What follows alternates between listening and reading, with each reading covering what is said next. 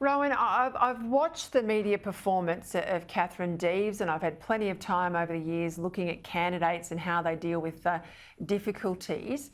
She put some stuff out there she probably would regret she did. She's apologised for it. I mean, what candidate doesn't have stuff out there on social media these days that they need to walk away from if they run for office? But it feels like the Liberal Party's treating her as a bit of a dirty little secret. You know, they're happy for her to run this issue, but I think they're treating her pretty poorly. They're not allowing her to do media, to defend herself, to advocate for herself. She's heavily controlled. I don't think they're supporting her enough in Warringah. I feel like they've written off that seat. She was attacked by Sydney colleagues. Trent Zimmerman was one, Matt Keane another. It doesn't seem fair to me.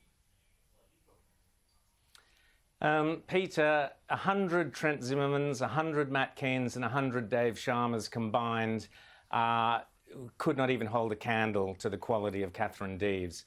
She's an outstanding candidate.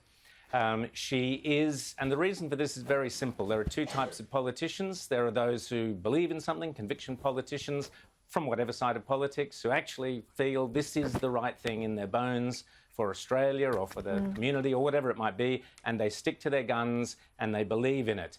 Most politicians aren't like that, unfortunately. Most politicians blow with the wind and go whichever way, look at the focus groups and the polls and all this, and duck and weave. And that's why the Australian people can't stand most of them, and that's why their credibility is so low. Katherine Deves is an outstanding candidate who is a common sense candidate. You listen to her talk about her particular issue, which is women and women's sports, and everything she says is common sense.